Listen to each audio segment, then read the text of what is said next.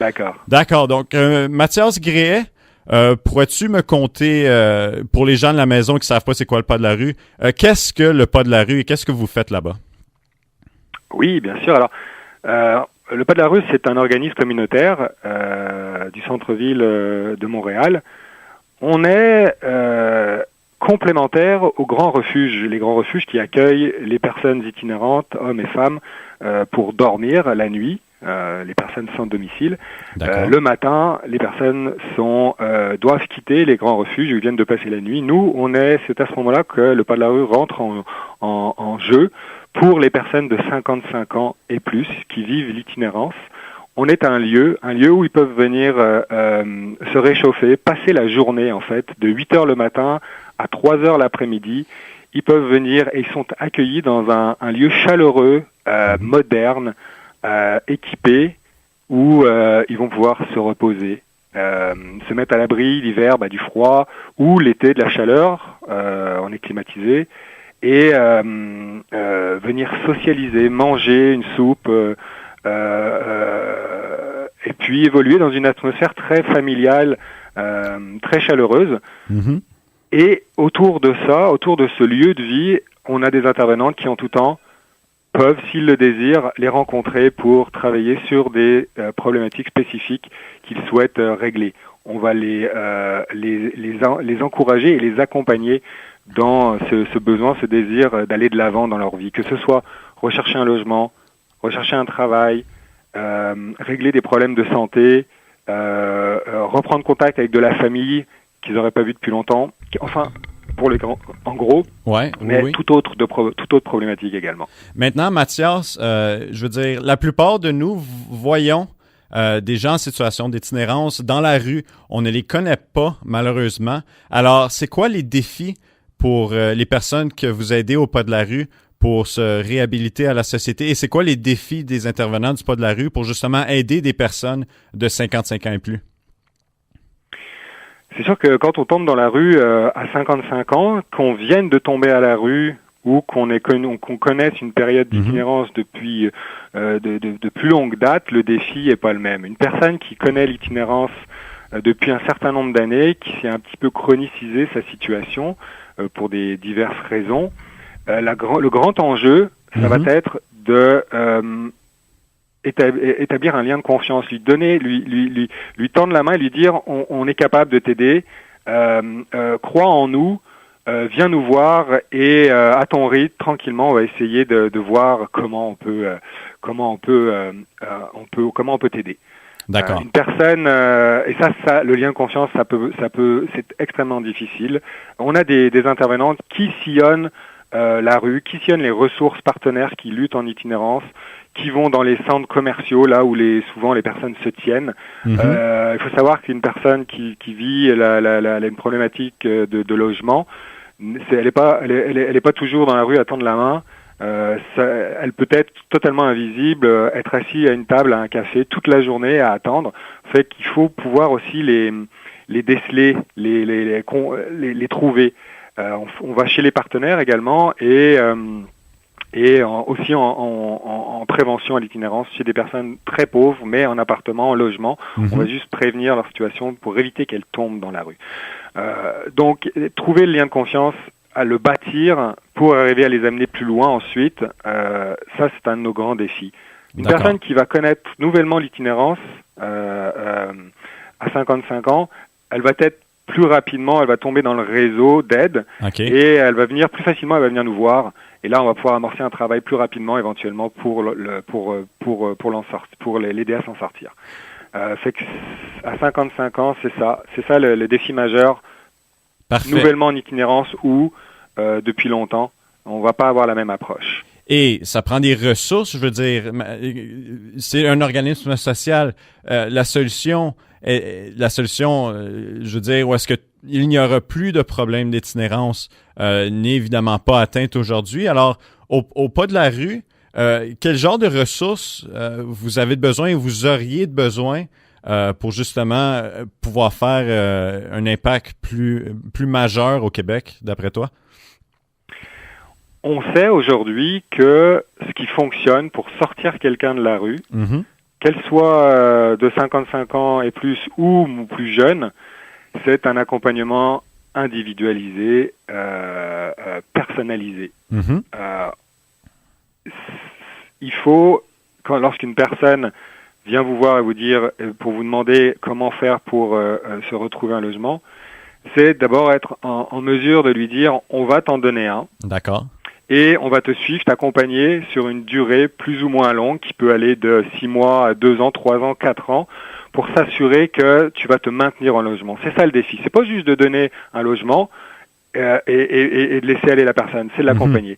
Après, pour lui donner un logement à une personne, que ce soit un logement social, entre autres, et il faut qu'ils existent, ces logements sociaux. On manque cruellement de logements sociaux à Montréal. Et que ça, c'est le deuxième enjeu. Le troisième enjeu, évidemment, c'est les ressources financières. Une personne aujourd'hui qui vit une période d'itinérance, souvent est sur l'aide sociale. D'accord. Aujourd'hui, le montant de cette aide sociale est très peu élevé. Si on a la chance d'avoir un logement social, on va payer 25% de son revenu, on peut s'en sortir.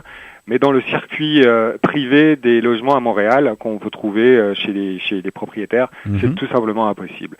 Fait qu'avec plus de logements sociaux, malgré et des revenus faibles, avec l'aide sociale, on peut arriver à se loger quand même, mais encore faut-il avoir un logement social à disposition. Et dernière question pour toi aujourd'hui, Mathias. Je te demande ça à un niveau personnel, OK? Donc, réponds-moi avec ton opinion du mieux que tu peux. Admettons que tu parles à quelqu'un qui te dit « Oui, mais ça coûte de l'argent, tous ces logements sociaux-là. Ça coûte de l'argent, tous ces programmes-là. On n'a pas d'argent. » Qu'est-ce que tu lui réponds? C'est une volonté, c'est sûr, c'est une volonté politique d'investir plus d'argent pour lutter contre la pauvreté et l'itinérance. Définitivement, faut que les pouvoirs, faut que les organismes communautaires et même publics et la population, soient solidaires, fassent des rencontres avec les pouvoirs publics pour développer. Il y a déjà des lois qui sont mises en place. Mais elles sont pas toujours appliquées ou difficilement appliquées. Donc, continuer le travail de terrain auprès des pouvoirs publics pour demander davantage de logements sociaux, davantage de programmes, encourager davantage les organismes communautaires comme nous qui avons des logements, mais encore trop peu, des logements supervisés où on va accompagner les personnes pendant plusieurs années vers leur démarche de stabilisation résidentielle. D'accord. On va travailler sur tous les aspects de leur vie pour pouvoir s'assurer qu'ils vont être en état de conserver leur logement de façon durable. Et que ça, ce sont des programmes, et il faut financer des organismes communautaires comme les nôtres qui ont des résultats vraiment encourageants. D'accord.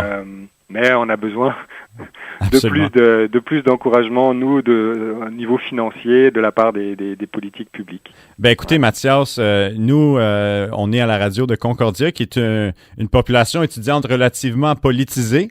Alors, j'espère que quelqu'un va écouter le message et va se présenter comme supporter de votre cause. Mais de manière plus directe, je crois qu'au pas de la rue, on peut faire du bénévolat, si je fais erreur. Oui, le bénévolat fait partie de la solution aujourd'hui pour aider les gens à s'en sortir. Les organismes communautaires ont un peu de difficulté à se financer.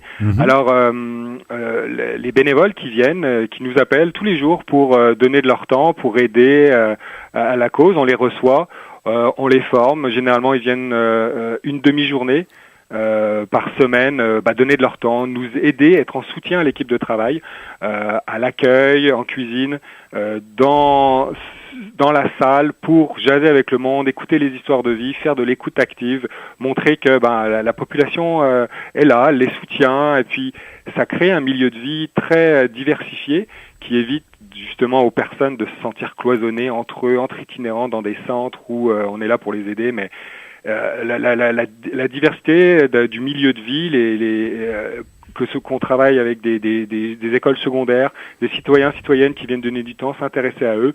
Ça, c'est très riche. Ça permet aux gens de garder une dignité,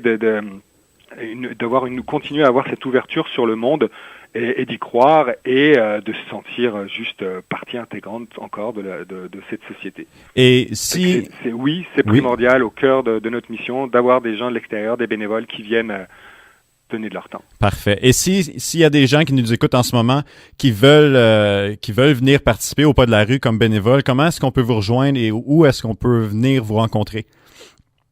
Alors, grâce à Internet, c'est sûr, c'est facile. Pas de la rue, PAS de la rue. Toutes les informations sont sur notre site web. Après, on est situé au 1575 boulevard René-Lévesque Est, entre la tour de Radio-Canada et le pont Jacques-Cartier. C'est facile. Les gens peuvent venir en tout temps passer les portes de notre organisme. On a toujours du bon café chaud à offrir. On s'installe, on jase. On voit les lieux et puis on démarre comme ça. C'est un peu notre approche avec les gens de la rue, les gens en pauvreté. C'est celle-là, c'est une approche très conviviale basée sur l'échange, avec un moyen de nous rejoindre. Mathias, je te remercie d'être venu à mon émission Thinking Colors aujourd'hui. Merci à toi, Simon. Est-ce qu'il y a d'autres choses que tu aimerais rajouter avant qu'on se quitte? C'est le printemps bientôt qui commence. D'accord. On est heureux pour les gens qui vivent dehors, un peu moins de froid à supporter. Et que c'est sur cette note positive que je vous laisse. Merci Mathias. Merci. À la prochaine. Au revoir.